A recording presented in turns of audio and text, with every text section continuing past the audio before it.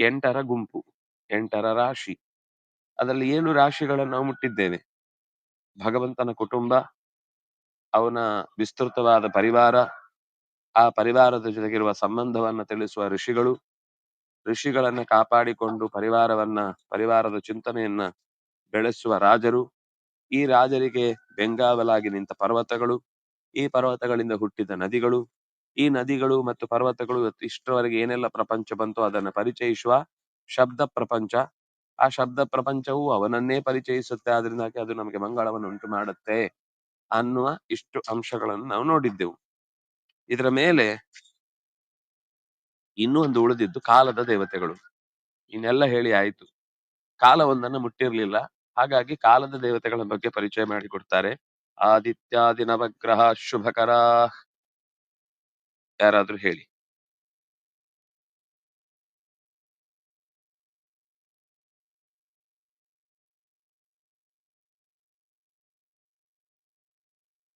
ನಿಷಾದಯೋ ರಾಶಯೋ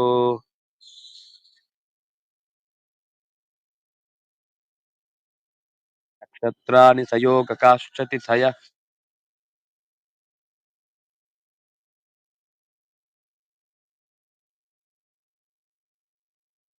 ದೇವತಾ ಸದ್ಗಣ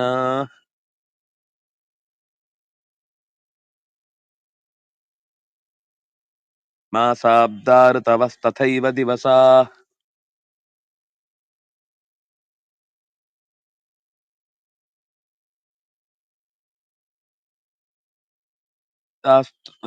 ಸಂಧ್ಯಾಸ್ತಥಾ ರಾತ್ರಯ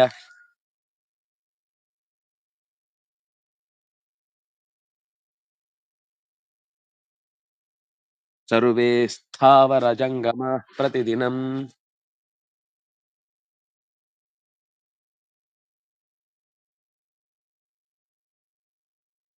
ಕುರ್ವಂತು ನೋ ಮಂಗಲಂ.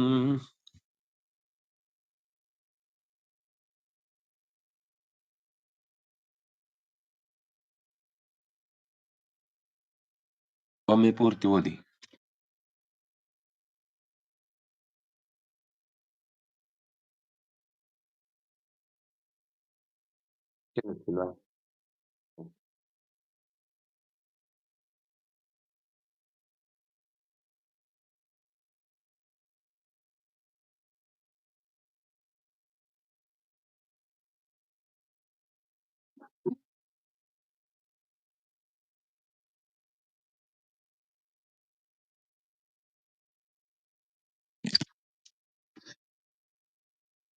ಆದಿತ್ಯಾದಿ, ಆದಿ ಶಬ್ದದಿಂದ ಉಳಿದ ಗ್ರಹಗಳನ್ನ ಇಟ್ಕೊಳ್ಬೇಕು ಅನ್ನೋದು ಗೊತ್ತಾಗುತ್ತೆ. ಅದರಲ್ಲಿ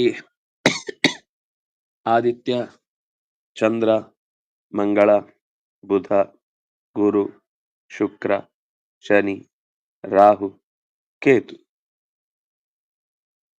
ಇದನ್ನ ನವಗ್ರಹಗಳು ಅಂತ ಕರೀತಾರೆ.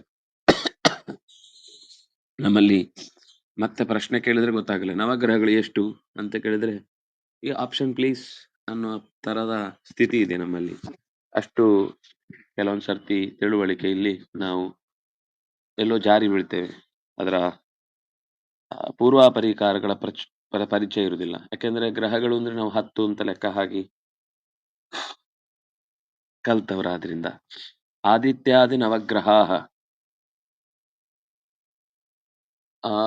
ಇವಿಷ್ಟು ಕೂಡ ನಮ್ಮ ಬದುಕಿನ ಕಾಲದ ಗತಿಯಿಂದಾಗುವ ಬೇರೆ ಬೇರೆ ಅಂಶಗಳ ಮೇಲೆ ಗಮನ ಹರಿಸುವಂಥದ್ದು ಅಥವಾ ನಮ್ಮ ಗಮನವನ್ನ ಎಚ್ಚರಿಸುವಂಥದ್ದು, ನಮ್ಮ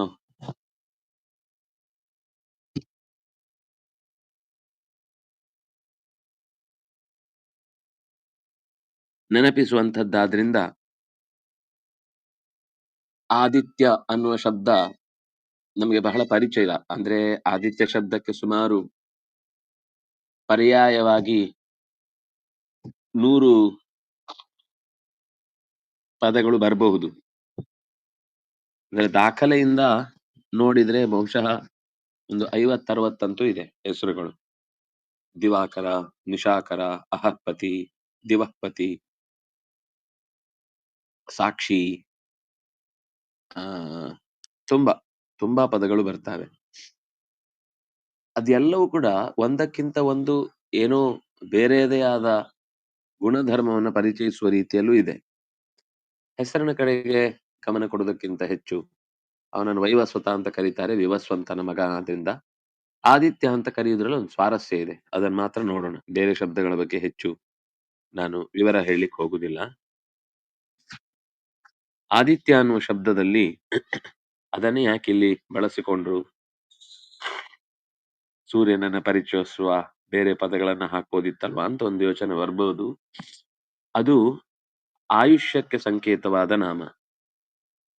ನಮ್ಮ ಜೀವನದ ಪ್ರತಿದಿನ ಸೂರ್ಯೋದಯ ಸೂರ್ಯಾಸ್ತ ಆಗತ್ತೆ. ಈ ಸೂರ್ಯೋದಯ ಸೂರ್ಯಾಸ್ತ ಆಗುದನ್ನ ನಾವು ಎಂಜಾಯ್ ಮಾಡ್ಕೊಂಡು ನೋಡುವಾಗ ಉಪನಿಷತ್ತು ಒಂದ್ ಕಡೆ ತಮಾಷೆ ಮಾಡುತ್ತೆ ಅಥವಾ ಎಚ್ಚರಿಕೆ ಕೊಡುತ್ತೆ. ಅಲ್ಲಪ್ಪ ಪುಣ್ಯಾತ್ಮ, ನೀನು ಬೆಳಿಗ್ಗೆ ಅದು ಉದಿಸುವಾಗ ಹೋಗಿ ಅದರ ಬೆನ್ನ ಹಿಂದೆ ಬಿದ್ದು ಅದು ಮುಳುಗುದನ್ನು ಅಥವಾ ಏಳುದನ್ನು ನೋಡಿ ಸಂತೋಷ ಪಡ್ತೀಯಲ್ಲಪ್ಪ, ಅದು ಏನ್ ಹೇಳ್ತಾ ಇದೆ ಗೊತ್ತಾ ಅಂತ ಅವನು ಕೇಳಿದಾಗ ಗೊತ್ತಿಲ್ಲ ಅಂತಾನೆ. ಆ ಆದಿತ್ಯ ಅನ್ನುವ ಶಬ್ದವೇ ಹೇಳುತ್ತಪ್ಪ, ಆಯುರಾದಾಯ ಯಾತಿ, ಕಾಲದ ದೇವತೆಯಾಗಿ ನಮ್ಮ ಆಯುಷ್ಯವನ್ನ ಹೊತ್ತು ಮುಂದಕ್ಕೆ ಸಾಗತ್ತೆ. ಅದರಿಂದಾಗಿ ನಮ್ಮ ಆಯುಷ್ಯವನ್ನ ಬಿಟ್ಟು ಹೊತ್ತು ಸಾಗುವಂಥದ್ದು ಮುಖ್ಯವಾಗಿ ಆದಿತ್ಯ. ಆ ಸೂರ್ಯೋದಯ ಅಥವಾ ಸೂರ್ಯಾಸ್ತ ನಮ್ಮ ಒಂದು ದಿನವನ್ನ ಹೊತ್ತುಕೊಂಡು ಹೋಗುತ್ತೆ ಅನ್ನೋದು ಗೊತ್ತಾಗಿ ಇನ್ನೆಷ್ಟು ಆಯುಷ್ಯ ಉಳಿದಿದೆ, ಈಗೆಷ್ಟು ವಯಸ್ಸು ಕಳೆದಿದೆ, ಕಳೆದದ್ದನ್ನ ವಯಸ್ಸು ಅಂತಾರೆ, ಉಳಿದದ್ದನ್ನ ಆಯಸ್ಸು ಅಂತಾರೆ. ಅವನಿಗೆಷ್ಟು ಆಯುಷ್ಯ ಬಂತು ಅಂತ ಕೇಳಲ್ಲ, ಅವನಿಗೆಷ್ಟು ವಯಸ್ಸಾಯ್ತು ಕೇಳ್ತೇವೆ. ಇನ್ನೆಷ್ಟು ಆಯುಷ್ಯ ಇದೆ ಅಂತ ಕೇಳ್ತೇವೆ ಹೊರತು ಇನ್ನೆಷ್ಟು ವಯಸ್ಸಿದೆ ಅಂತ ಕೇಳಲ್ಲ. ಅದರಿಂದಾಗಿ ಆಯುಷ್ಯ ಅನ್ನುವುದು ಉಳಿದದ್ದು, ವಯಸ್ಸು ಅನ್ನೋದು ಆಗಿ ಹೋದದ್ದು. ಆದಿತ್ಯ ಆಯುಷ್ಯದ ದೇವತೆ. ಇನ್ನೂ ಅಂದ್ರೆ ವಯಸ್ಸಾಗುವುದಕ್ಕೂ ಅವನೇ ಕಾರಣ, ಆಯುಷ್ಯ ಬೆಳೆಸ್ಲಿಕ್ಕೂ ಅವನೇ ಕಾರಣ. ಅದನ್ನಾಗಿ ಆಯುಷ್ಯ, ಎಷ್ಟು ಆಯುಷ್ಯ ಇದೆ, ಇನ್ನೆಷ್ಟು ವರ್ಷ ಬದುಕ್ತಾರೆ ಅಂತ ಕೇಳಿದಾಗ ಸೂರ್ಯ ಆಯುಷ್ಯವನ್ನು ವೃದ್ಧಿ ಮಾಡುವ ದೇವತೆ ಅಂತ ಅವನನ್ನ ಸ್ಮರಿಸಿಕೊಂಡ್ರು. ಅದರಿಂದಾಗಿ ಆದಿತ್ಯ ಅಂದ್ರೆ ನಮ್ಮ ಆಯುಷ್ಯವನ್ನ ದಿನವೂ ಕೊಂಡು ಹೋಗುವವನು ಅಂತ ಅರ್ಥ. ಸೋಮ, ಚಂದ್ರ ಅಂತ ಕರೀತಾರೆ ಅವನನ್ನ. ಚಂದ್ರ ಚಂದ ಅನ್ನುವ ಕಾರಣಕ್ಕೆ ಹೌದು, ಅದರ ಜೊತೆಗೆ ನಮ್ಮ ಮನಸ್ಸಿನ ದೇವತೆಯಾಗಿ ಮನಸ್ಸನ್ನ ಅಂದ್ರೆ ಅದರಲ್ಲಿ ಆಗುವ ಬದಲಾವಣೆಗಳಿಗೆ ಕಾರಣನಾದವನು, ಅಲ್ಲಿ ಉಂಟಾಗುವಂತಹ ಮಾನಸಿಕ ಬದಲಾವಣೆಗೆ ಕಾರಣನಾದವನು ಚಂದ್ರನ ಏರಿಳಿತಗಳು ಕೂಡ. ಹೀಗೆ ನವಗ್ರಹ 9 ಅನ್ನುವಂಥದ್ರಲ್ಲಿ ಎರಡನೇದ್ದು ಚಂದ್ರ. ನಾನು ಈ ಪ್ರತಿಯೊಂದು ಶಬ್ದದ ಇತಿಹಾಸಕ್ಕೆ ಹೋಗಲ್ಲ, ಹೇಳಲಿಕ್ಕಾಗತ್ತೆ, ಬೇಕಾದಷ್ಟಿದೆ. ಆದಿತ್ಯ ಅನ್ನೋದೇ ಒಂದು ದೊಡ್ಡ ಪ್ರಪಂಚ. ಅದು ನಮಗೆ ಪ್ರಾಕೃತಿಕವಾಗಿ ತುಂಬಾ ಉಪಕಾರ ಮಾಡುವಂಥದ್ದು ಮತ್ತು ದೇವತಾ ಶಕ್ತಿಯಾಗಿಯೂ ಕೂಡ ನಮಗೆ ಬಹಳ ಮುಖ್ಯವಾದ ಸ್ಥಾನದಲ್ಲಿ ನಿಲ್ಲುವಂಥದ್ದು. ಸೂರ್ಯ ಪ್ರತ್ಯಕ್ಷ ದೇವತಾ, ಎಲ್ಲ ದೇವತೆಗಳ ಸನ್ನಿಧಾನವನ್ನ ಹೊತ್ತ ಮೂರ್ತಿ ಆದ್ರಿಂದಾಗಿ, ಅಂದ್ರೆ ವೇದ ಕಾಲಗಳಲ್ಲಿ ಗಮನಿಸ್ತಾ ಇದ್ದಂತಹ ಪ್ರತೀಕಗಳಲ್ಲಿ ಪ್ರಧಾನವಾದದ್ದು ಸೂರ್ಯ. ಅದು ಬಿಟ್ರೆ ಅಗ್ನಿ, ಮೂರನೇದೊಂದಿತ್ತು, ಆದ್ರೆ ಅದು ತುಂಬಾ ಸಾಧಕರಲ್ಲಿ ನಾವು ನಿತ್ಯ ಮಾಡುವ ಪ್ರಾಣಾಯಾಮದ ಮೂಲಕ. ವಾಯು, ಅಗ್ನಿ, ಆದಿತ್ಯ. ವಾಯು ಮಧ್ಯ ಅಂತರಿಕ್ಷದ ದೇವತೆ,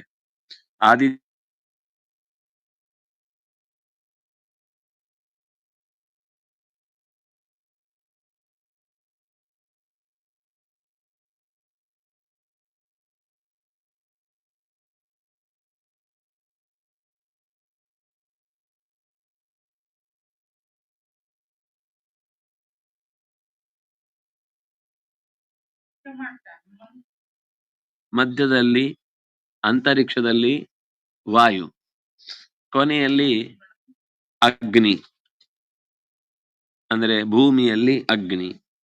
ಅದರಲ್ಲಿ ಆದಿತ್ಯ ಅನ್ನುವುದು ನಮಗೆ ಕಣ್ಣಿಗೆ ಕಾಣುವ ಎಲ್ಲದಕ್ಕಿಂತ ಅತ್ಯಂತ ದೊಡ್ಡ ಪ್ರತೀಕ.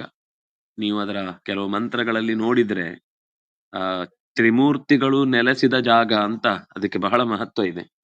ನಾವು ನಿತ್ಯದಲ್ಲಿ ಅನುಷ್ಠಾನ ಮಾಡುವ ಗಾಯತ್ರಿಯನ್ನ ಹೊತ್ತ ರೂಪ ಮತ್ತು ಅದರಿಂದ ಪ್ರತಿಫಲವನ್ನ ಕೊಡುವ ಶಕ್ತಿ ಆದಿತ್ಯ.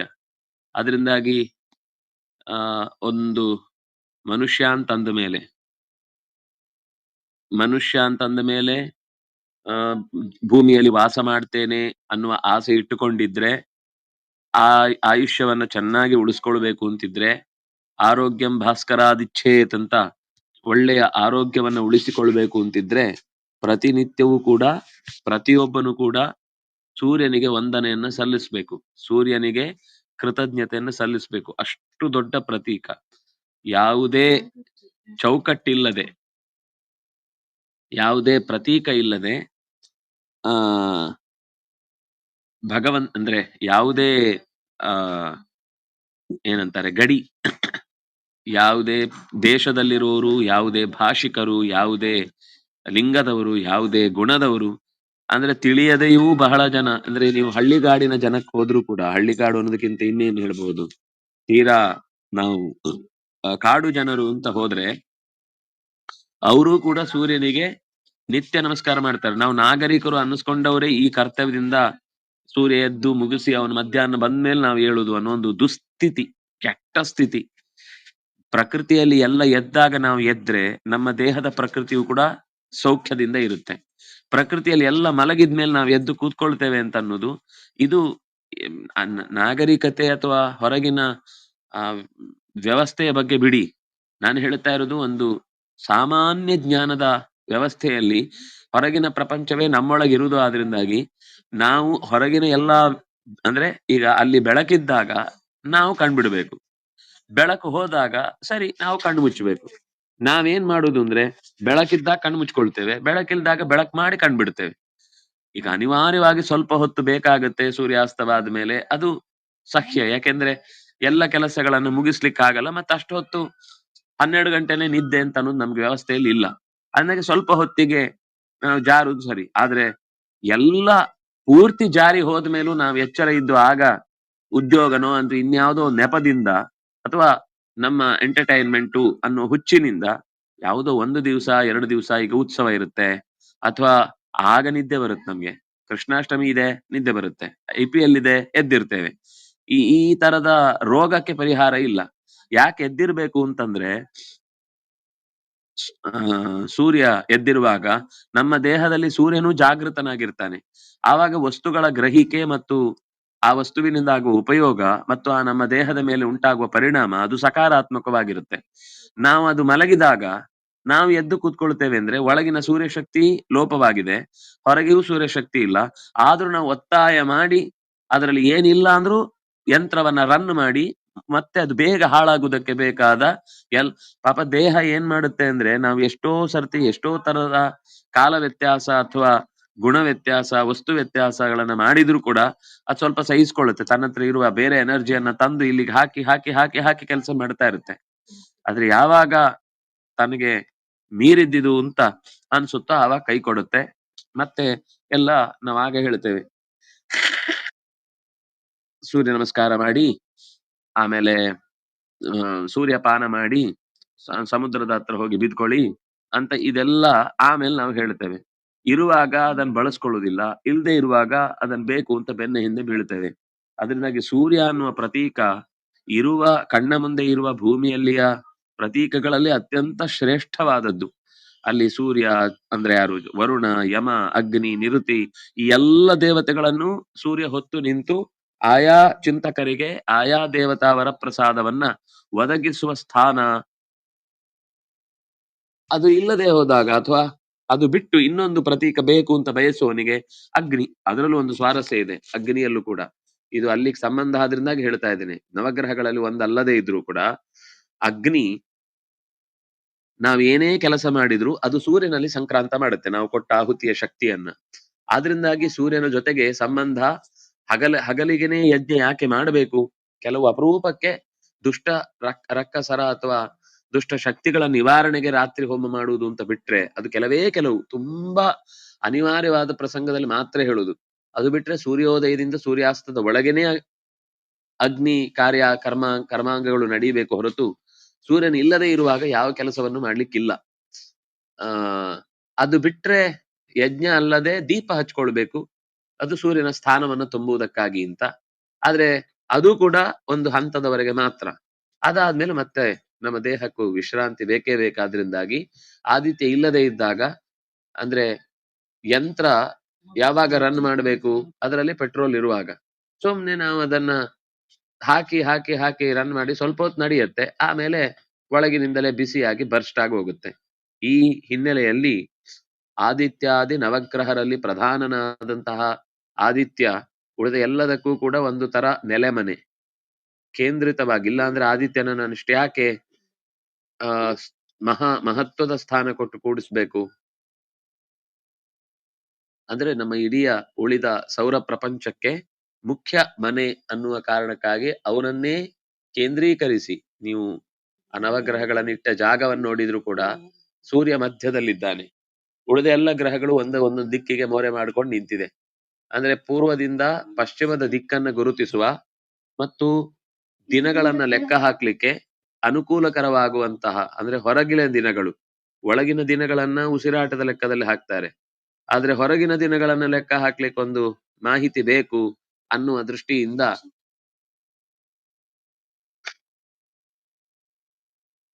ಸೂರ್ಯನನ್ನ ಪ್ರಧಾನ ಶಕ್ತಿ ಅಂತ ನಾವು ಇಲ್ಲಿ ಗುರುತಿಸುವಂತಹದ್ದು.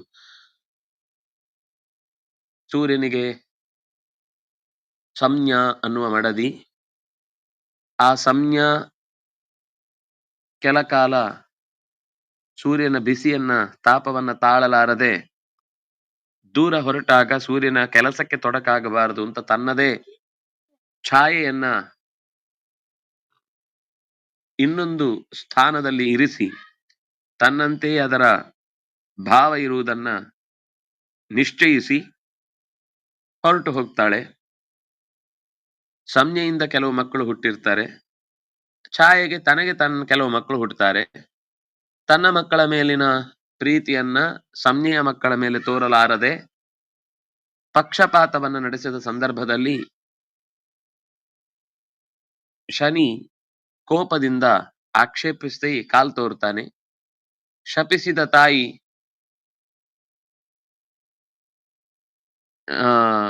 ಸೂರ್ಯನ ಪ್ರಶ್ನೆಗೆ ಒಳಗಾಗ್ತಾಳೆ. ಯಾಕೆಂದ್ರೆ ಶನಿ ಹೋಗಿ ಅಪ್ಪನ ಹತ್ರ ದೂರ್ತಾನೆ, ಏನಪ್ಪ ಇದು ಶಾಪ, ಕಾಲ್ ಬಿದ್ದು ಹೋಗ್ಲಿ ಅಂತ ಶಾಪ ಕೊಟ್ಟಿದ್ದಾಳೆ, ಯಾರಾದ್ರೂ ತನ್ನ ಮಕ್ಕಳಿಗೆ ಈ ತರ ಶಾಪ ಕೊಡ್ತಾಳೆ, ಇವಳು ಯಾಕೋ ನಮ್ ತಾಯಿನೇ ಅಲ್ಲ ಅಂತ ಅನ್ನಿಸ್ತಿದೆ. ಇದು ತೀವ್ರವಾಗಿ ಎಲ್ಲರೂ, ಅಂದ್ರೆ ಶ್ರಾದ್ದದೇವ, ಶನಿ,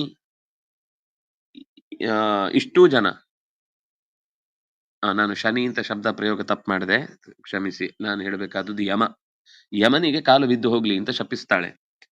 ಯಮುನಾ, ಈ 3 ಜನರು ಕೂಡ ತೀವ್ರವಾಗಿ ಆಕ್ಷೇಪಿಸಿದಾಗ ಸೂರ್ಯ ಅವಳನ್ನು ಹೋಗಿ ಮಾತಾಡಿಸಿದಾಗ ತಾನು ಛಾಯೆ, ಸಂಜ್ಞೆಯದ್ದೇ ನೆರಳು, ಅವಳ ಆದೇಶದಂತೆ ನಿಮ್ಮ ಸೇವೆಗಾಗಿ ನಿಮ್ಮ ಜೊತೆಗಿದ್ದೇನೆ ಅಂತ ಹೇಳಿ ತನ್ನ ನಿಜವಾದ ಬಣ್ಣ ಏನು ಅನ್ನೋದನ್ನ ಬಿಡಿಸಿ ಹೇಳಿದ್ಲು. ಸೂರ್ಯ ಆಯ್ತು ಅಂತ ತಕ್ಷಣವೇ ಸಂಜ್ಞೆಯನ್ನು ಹುಡುಕೊಂಡು ಹೊರಟ್ರೆ ಅವಳು ಹಿಮದ ತಪ್ಪಲಿನಲ್ಲಿ ತಪಕೈತಾ ಕೂತಿದ್ದಾಳೆ. ಅಲ್ಲಿಗೆ ಸೂರ್ಯ ಚಲಿಸಿ, ನನ್ನಿಂದಾಗಿ ನಿನಗೆ ತುಂಬಾ ತೊಂದರೆ ಆಯ್ತು, ಮರಳಿ ಜೊತೆಗೆ ಬಾ ಅಂದ್ರೆ, ಅವಳು ಮೊದ್ಲೇ ಕೂಡ್ಲೆ ಸಿಗ್ಲಿಲ್ಲ, ಸಿಗುವಾಗ ಅಲ್ಲಿ ಕುದುರೆ ರೂಪದಲ್ಲಿ ತಪಸ್ಸು ಮಾಡ್ತಾ ಇದ್ಲು. ಇವನು ಕೂಡ ಒಂದು ಕುದುರೆ ರೂಪದಿಂದ ಹೋಗಿ ಆಕೆಯನ್ನ ಅನುನಯಿಸಿದಾಗ ಅವಳ ಮೂಗಿನಿಂದ ಇಬ್ಬರು ಸೃಷ್ಟಿಯಾದ್ರು, ಅವರೇ ಅಶ್ವಿ ದೇವತೆಗಳು. ಹಾಗಾಗಿ ನಮ್ಮ ಮೂಗಿನ ದೇವತೆಯೂ ಅವರೇ.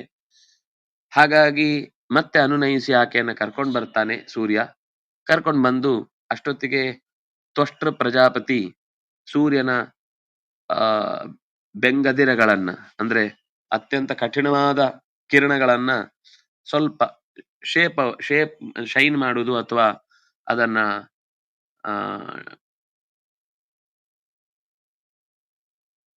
ಅಧಿಕವಾದದ್ದನ್ನ ಕತ್ತರಿಸಿ ತೆಗೆಯುವುದು ಅನ್ನುವ ಆ ಆ, ಒಂದ್ ಸ್ವಲ್ಪ ಫೈನ್ ಆಗಿ ಅದರದ್ದು ಚೂಪಿದ್ರೆ ಅದನ್ನ ಕಲ್ಲುಗಳನ್ನ ಸ್ವಲ್ಪ ತಿಕ್ಕಿ ಆ ಆ ಆ ಕರ್ವನ್ನ ಚೂಪಿಲ್ಲದಂತೆ ಮಾಡುವಂತಹ ಒಂದು ವ್ಯವಸ್ಥೆ. ಆ ರೀತಿ ಅವನ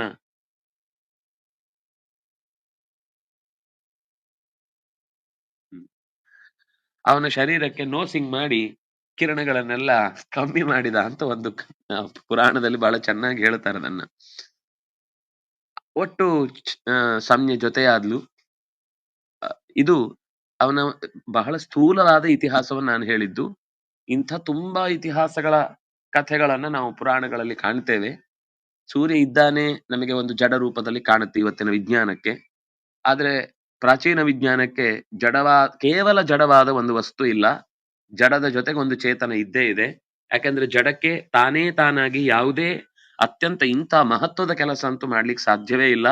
ಅದರಲ್ಲಿ ಒಂದು ಚೇತನ ಶಕ್ತಿ ಇದ್ದೇ ಈ ಜಗತ್ತಿನ ಎಲ್ಲ ಕಾರ್ಯಭಾರಗಳನ್ನ ನಡೆಸುವುದಕ್ಕೆ ಸಾಧ್ಯ. ಅದರಿಂದಾಗಿ ಆ ಅಂಶದಲ್ಲಿ ನಾವು ನಮ್ಮ ಪ್ರಾಚೀನರನ್ನ ಬಹಳ ಮೆಚ್ಚಬೇಕು. ಅವರಿಗಿರುವಷ್ಟು ಕಾಮನ್ ಸೆನ್ಸ್ ನಮಗಿಲ್ಲ ಅಂತ. ನಾವಿವತ್ತು ಪಾಠ ಮಾಡುವುದು ಎಲ್ಲವನ್ನು ಕೂಡ ಜಡದ ಬಗ್ಗೆನೆ. ಬಯಾಲಜಿ ಹೇಳಿ ಅಥವಾ ರಸಾಯನ ಶಾಸ್ತ್ರ ಹೇಳಿ ಅಥವಾ ಭೌತಶಾಸ್ತ್ರ ಹೇಳಿ, ಏನೇ ಹೇಳಿದ್ರು ಜಡವಾದ ಪದಾರ್ಥದ ಬಗ್ಗೆ ಮಾತಾಡ್ತೇವೆ ಬಿಟ್ರೆ ಚೇತನದ ಹಿನ್ನೆಲೆಯ ಬಗ್ಗೆ ನಾವು ಕಲ್ಪಿಸಿಕೊಳ್ಳುವುದೇ ಇಲ್ಲ. ಅಥವಾ ಚೇತನದ ಬಗ್ಗೆ ನಮ್ಮ ಗಮನವೂ ಇಲ್ಲ. ಆದ್ರೆ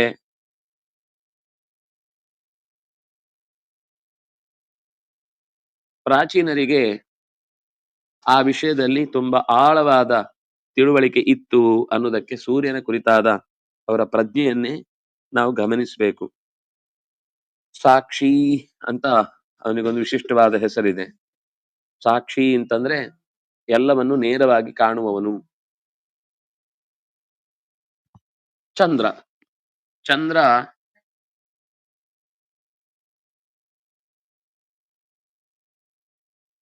ಎರಡನೆಯ ಗ್ರಹ.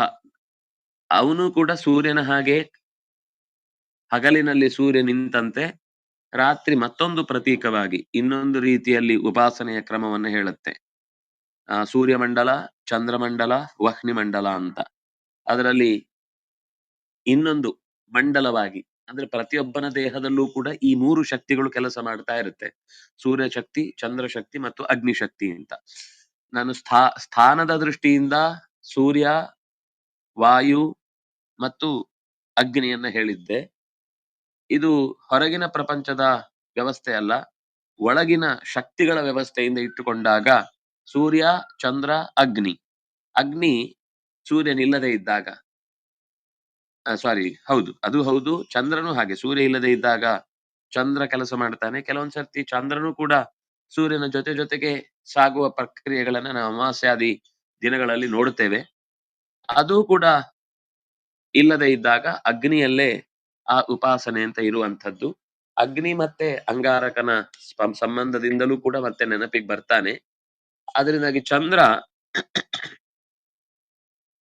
ಆ ಬಹಳ ಅವನ ಹುಟ್ಟು 2-3 ಪ್ರಸಂಗಗಳಲ್ಲಿ ಬರುತ್ತೆ. ಒಂದು ಸಮುದ್ರ ಮಥನ ಕಾಲದಲ್ಲಿ ಬರುತ್ತೆ.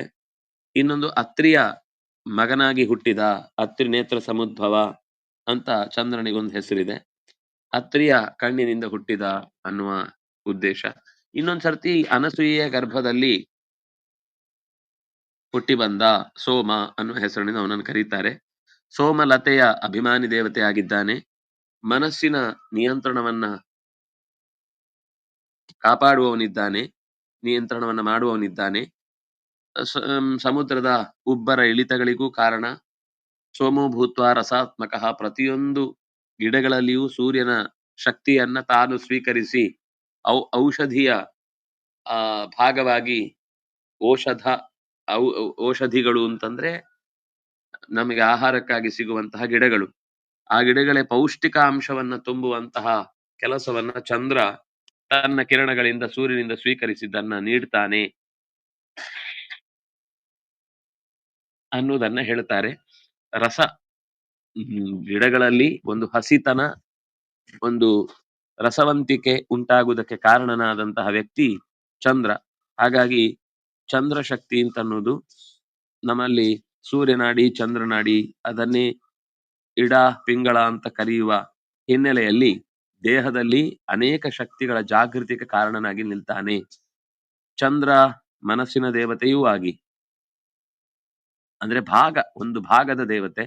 ಪ್ರಧಾನ ದೇವತೆಯಾಗಿ ಮಹಾದೇವ, ರುದ್ರದೇವ ಇದ್ದೇ ಇದ್ದಾನೆ. ಆದ್ರೆ ಅಲ್ಲಲ್ಲಿ ಕೆಲವು ವಿಭಾಗದ ದೃಷ್ಟಿಯಿಂದ ನೋಡ್ಬೇಕಾದದ್ದು ಮತ್ತೆ ಮತ್ತೆ ಆ ಅಧಿಕಾರವನ್ನ ಹಂಚಿದಾಗ ಚಂದ್ರನು ಕೂಡ ಮನಸ್ಸಿನ ಒಂದು ಮುಖ್ಯ ಭಾಗವನ್ನ ಪ್ರಚೋದಿಸುವವನಾಗಿ ನಿಲ್ತಾನೆ ಅನ್ನೋದು ಗೊತ್ತಾಗತ್ತೆ. ಹೀಗೆ ಚಂದ್ರ, ಅವನ ಮಗನಾಗಿ ಬುಧ, ಅವನಿಂದ ಒಂದು ಪರಂಪರೆ, ಒಂದು ಮೊದಲನೇದ್ದು ಸೂರ್ಯವಂಶ, ಈಗ ಎರಡನೇದ್ದು ಚಂದ್ರವಂಶ ಅಂತ ಎರಡು ವಂಶಗಳಿಗೆ ಕಾರಣರಾದವರು ಸೂರ್ಯಚಂದ್ರರು. ರಾಮ ಮೊದಲಾದ ಅನೇಕ ಈ ನೆಲದ ನಾಯಕರು ಸೂರ್ಯವಂಶದವರು, ಕೃಷ್ಣ ಮೊದಲಾದವರು ಚಂದ್ರವಂಶದವರು. ಸೂರ್ಯ ಮತ್ತು ಚಂದ್ರ ಈ ಜಗತ್ತಿನ ಮಹಾ ಅಸ್ತಿತ್ವಕ್ಕೆ ಕಾರಣವಾದ ವಂಶದ ಪಾರಂಪರ್ಯ ಉಳ್ಳವರು. ಆ ಪರಂಪರೆ ಕಾರಣನಾದ ಒಬ್ಬ ಸೂರ್ಯ, ಇನ್ನೊಬ್ಬ ಚಂದ್ರ. ಆದಿತ್ಯ ಆದಿ ಅನ್ನುವಲ್ಲಿ ಮತ್ತೆ ಆದಿ ಶಬ್ದದಿಂದ ಇನ್ನೊಂದು ನಾವು ತಗೊಳ್ಬೇಕಾದದ್ದು ಅಂಗಾರಕ. ಅಂಗಾರಕ ಅನ್ನುವುದು ಅಗ್ನಿ ಪ್ರತೀಕ ಅನ್ನುವುದು ಕೂಡ ಅಗ್ನಿಯನ್ನ ಪ್ರತಿನಿಧಿಸಿ ಬರುವಂತದ್ದು. ಅತ್ಯಂತ ಬಿಸಿಯಾದದ್ದು ಅಂತ ನಮಗೂ ಆಕಾಶದಲ್ಲಿ ಅವನ ಪರಿಚಯವನ್ನು ಕೊಟ್ಟದ್ದಿದೆ. ಆದ್ರೆ ಅಷ್ಟೇ ಅಲ್ಲದೆ ಅನೇಕ ಲೋಕದ ಕಾರ್ಯಗಳಿಗೆ ಈ ಬಾರಿ ನಮಗೆ ಈ ಸಂವತ್ಸರದ ಅಧಿಪತಿ ಅಂಗಾರಕ. ಯಾಕೆಂದ್ರೆ ಮೊನ್ನೆ ಯುಗಾದಿ ಬಂದದ್ದು ನಮಗೆ ಮಂಗಳವಾರ. ಯಾವ ಯುಗಾದಿಯ ಅಂದ್ರೆ ಚಾಂದ್ರಮಾನ ಯುಗಾದಿಯ ಅಧಿಪತಿಯನ್ನ ವಾರದ ದೇವತೆ ಹೊರತಾನು ಅವನೇ ಇಡೀ ವರ್ಷದ ಆಧಿಪತ್ಯವನ್ನು ವಹಿಸ್ತಾನೆ ಅನ್ನೋದನ್ನ ಹೇಳ್ತಾರೆ. ಇನ್ನು ಮಂತ್ರಿ ಯಾರು ಅಂತಂದ್ರೆ ನಾಳೆ ಸೌರ ಯುಗಾದಿ ಇರುತ್ತೆ. ಸೌರ ಯುಗಾದಿ ಅಂದ್ರೆ ಶನಿ ಈ ವರ್ಷದ ಮಂತ್ರಿ. ಹಾಗಾಗಿ ಅಂಗಾರಕ ಮತ್ತು ಶನಿಯ ಕೈಯಲ್ಲಿ ಈ ವರ್ಷದ ನೆಲೆ ಇದೆ. ಅದರಿಂದಾಗಿ ಅನೇಕ ತರದ ವಿಶೇಷತೆಗಳನ್ನು ಕೂಡ ನೀವು ಮೊನ್ನೆ ಪಂಚಾಂಗ ಶ್ರವಣದಲ್ಲಿ ಕೇಳಿರ್ತೀರಿ, ಅಥವಾ ಕೆಲವರಿಗೆ ನಾಳಿದ್ದಾಗ ಕೇಳ್ತಾರೆ. ಅದು ಕೆಲವರಿಗೆ ನಾಳೆ, ಕೆಲವರಿಗೆ ಮೊನ್ನೆ ಅನ್ನೋದು ನಮ್ಮ ಕಲ್ಪನೆ. ಶಾಸ್ತ್ರದ ಕಲ್ಪನೆಯಲ್ಲಿ ಎರಡನ್ನು ಇಬ್ಬರು ಆಚರಿಸಬೇಕಾದದ್ದು. ಯಾಕೆಂದ್ರೆ ಸೌರ ಚಾಂದ್ರ ಅಂತ ಎರಡು ಪ್ರತ್ಯೇಕ ಗಣಗಳಲ್ಲ. ಸೌರ ಕ್ಯಾಲೆಂಡರ್ನ ಪ್ರಕಾರ ಕೆಲವನ್ನ ನಾವು ಆಯ್ಕೆ ಮಾಡಿಕೊಳ್ಬೇಕು, ನಿಗದಿತವಾಗಿ ಆ ದಿನವನ್ನ ಗುರುತಿಸ್ಲಿಕ್ಕಾಗಿ. ಕೆಲವನ್ನ ಅಕ್ಯುರೇಸಿ ಅಂತ ಇರಲ್ಲ, ಅದರ ಹತ್ತಿರದ ಸಮಯವನ್ನು ಗುರುತಿಸ್ಲಿಕ್ಕೆ ಬೇಕಾದದ್ದು ಚಂದ್ರನ ಸಮಯ. ಅಂದಾಗಿ ಇಬ್ರು ಚಂದ್ರನನ್ನು ಅನುಸರಿಸಿ ರಾಮನವಮಿಯನ್ನ ಇಬ್ರು ಆಚರಿಸ್ತಾರೆ. ಸೌರವನ್ನ ಅನುಸರಿಸಿ ಇಬ್ರು ಸಂಕ್ರಮಣಗಳನ್ನ ಗುರುತಿಸ್ತಾರೆ. ಅದರಿಂದಾಗಿ ಸೌರ ಚಾಂದ್ರ ಅಂತ ಎರಡು ಪ್ರತ್ಯೇಕ ಅಲ್ಲ, ಸೌರ ಚಾಂದ್ರ ಅಂತ ಅನ್ನೋದು ಇಬ್ಬರ ಎರಡೂ ಅಂಶಗಳ ಕಾಲಮಾನವನ್ನ ಗುರುತಿಸಿ ನಾವು ನಮ್ಮ ಜೀವನದಲ್ಲಿ ಅದರಿಂದ ಉಪಯೋಗ ಪಡ್ಕೊಳ್ತೇವೆ. ಆದ್ರಿಂದ ನಮ್ದು ಸೌರಮಾನ ಅಲ್ಲ, ಅದರಿಂದ ನಾವು ಅದನ್ನ ಮಾಡಲ್ಲ. ನಮ್ದು ಚಾಂದ್ರಮಾನ ಅಲ್ಲ, ಅದರಿಂದ ನಾವು ಆ ದಿವಸದ ಯುಗಾದಿಯನ್ನು ನೋಡಲ್ಲ, ಅಥವಾ ಆ ದಿವಸದ ಏನು ವಿಶೇಷ ಕೈಂಕರ್ಯ ಮಾಡಲ್ಲ ಅನ್ನೋದು ದಡ್ಡತನ ಅಷ್ಟೇ. ಕಳ್ಕೊಳ್ತೇವೆ ನಾವು. ಒಳ್ಳೆಯ ಸಂಪತ್ತನ್ನ ಕೈಯಲ್ಲಿದ್ರು ಕೂಡ ಕಳ್ಕೊಳ್ತೇವೆ. ಇವತ್ತು ಸಂಕ್ರಮಣ, ಮೇಷ ಸಂಕ್ರಮಣ ಅಂತ ಕರೀತಾರೆ. ಅದು ಸೂರ್ಯನ ಗತಿಯನ್ನ ಸ್ಪಷ್ಟವಾಗಿ ನಮಗೆ ಒಂದು ದಿಕ್ಕಿನಿಂದ ಇನ್ನೊಂದು ದಿಕ್ಕಿಗೆ ಸಾಗುವುದನ್ನ ಅದು ತೋರಿಸ್ತಾ ಹೋಗುತ್ತೆ. ಇಲ್ಲಿಂದ ಅಂದ್ರೆ ಇದು ಮೇಷ ಸಂಕ್ರಮಣ ಅಂತ ಅನ್ನೋದು ಕರ್ಕಾಟಕದ ತನಕ ಉತ್ತರಾಯಣದ ಗತಿಯನ್ನ ಸ್ಪಷ್ಟಪಡಿಸ್ತಾ ಹೋಗುತ್ತೆ. ಉತ್ತರಾಯಣದ ಗತಿ ಮುಗಿದ ಮೇಲೆ, ಕರ್ಕಾಟಕ ಆದ್ಮೇಲೆ ಅದು ದಕ್ಷಿಣಾಯನದ ಸಂಗತಿಯ ಕಡೆಗೆ ಸಾಗತ್ತೆ. ಅದರಿಂದಾಗಿ ಸೂರ್ಯ ಚಂದ್ರನ ಕಥೆಯು ಕೂಡ ನೂರಾರು ಕಥೆಗಳಲ್ಲಿ ಬರುತ್ತೆ. ನಾನು ಕಥೆಯನ್ನು ವಿಸ್ತಾರ ಮಾಡ್ಲಿಕ್ಕೆ ಹೋಗುದಿಲ್ಲ. ಆದ್ರೆ ಸೌರಶಕ್ತಿ ಎಷ್ಟು ಮುಖ್ಯವೋ ದೇಹಕ್ಕೆ, ಚಂದ್ರಶಕ್ತಿಯು ಕೂಡ ಅಷ್ಟೇ ಪರಿಣಾಮಕಾರಿಯಾದ ಪ್ರಭಾವವನ್ನು ಬೀರುವಂತದ್ದಾದ್ರಿಂದ ಈ ಎರಡು ಪ್ರತೀಕಗಳಲ್ಲಿ ಭಗವಂತನ, ಯಾಕೆಂದ್ರೆ ಯಾವುದೇ ಉಪಾಸನೆಯನ್ನ ಕೈಗೊಳ್ಳುವಾಗ ಒಂದು ಸೂರ್ಯಮಂಡಲದಲ್ಲಿ ಹೇಳ್ತಾರೆ, ಇಲ್ಲ ಅಂದ್ರೆ ಚಂದ್ರಮಂಡಲದಲ್ಲಿ ಹೇಳ್ತಾರೆ. ಈಗ ಚಂದ್ರೌಖ ಕಾಂತಿ ಮಮಿತೋರು ಕರೇರ್ಜಗಂತಿ, ಧನ್ವಂತರಿಯನ್ನ ನಾವು ಚಿಂತಿಸಬೇಕಾದದ್ದು ಚಂದ್ರಮಂಡಲದಲ್ಲಿ, ಗಾಯತ್ರಿಯನ್ನು ಚಿಂತಿಸಬೇಕಾದದ್ದು ಸೌರಮಂಡಲದಲ್ಲಿ. ಮತ್ತು ನಮ್ಮ ದೇಹದಲ್ಲೂ ಈ ಚಕ್ರಗಳನ್ನೆಲ್ಲ ಗುರುತಿಸುವಾಗ ಸೌರಮಂಡಲ ಚಂದ್ರಮಂಡಲದ ನಡುವೆನೆ ಆಯಾ ಆ ಮಂಡಲಗಳನ್ನ, ಅಂದ್ರೆ ಷಟ್ಕೋಣ ಮಂಡಲವೋ ತ್ರಿಕೋಣ ಮಂಡಲವೋ ದ್ವಿ 2 ದಳಗಳಿರುವ ಕಮಲದ ಭಾಗವೋ ಇತ್ಯಾದಿಗಳನ್ನೆಲ್ಲ ಅಲ್ಲಿ ಬಿಡಿಸಿ ಹೇಳುವಾಗ ಈ ಸೂರ್ಯ ಮತ್ತು ಚಂದ್ರ ಅಗ್ನಿಮಂಡಲ, ಇನ್ನೊಂದು 3ನೇದು ಅಗ್ನಿಮಂಡಲ ಅಂತ ಹೇಳ್ತೇವೆ. ಒಟ್ಟು ಪ್ರಧಾನವಾಗಿ ಈ ಎರಡನ್ನ ಗುರುತಿಸಿ ನಮ್ಮ ನಿತ್ಯದ ಅನುಷ್ಠಾನಗಳು ನಡೀತಾವೆ. ಆದ್ರಿಂದಾಗಿ ಇದರ ಎಚ್ಚರ ನಮಗಿರಬೇಕು ಅನ್ನೋದನ್ನ ಈ ದಿವಸದ ಚಿಂತನೆಯಲ್ಲಿ ನಾವು ನೋಡಿದ ಹಾಗಾಯ್ತು. ಇಲ್ಲಿಗೆ ಇವತ್ತಿನ ಈ ಚಿಂತನೆಯನ್ನು ಯಥಾಶಕ್ತಿ ಏನ್ ಮಾಡಿದ್ದು ಅದನ್ನ ಭಗವಂತನಿಗೆ ಒಪ್ಪಿಸಿ ನವಗ್ರಹ ಅಂತರ್ಯಾಮಿಯಾದ ಲಕ್ಷ್ಮೀ ನರಸಿಂಹನಲ್ಲಿ ಈ ಪ್ರಾರ್ಥನೆಯನ್ನ ಸಲ್ಲಿಸಿ ಇವತ್ತಿನ ಚಿಂತನೆ ಮುಗಿಸೋಣ. ಶ್ರೀ ಕೃಷ್ಣಾರ್ಪಣಮಸ್ತು.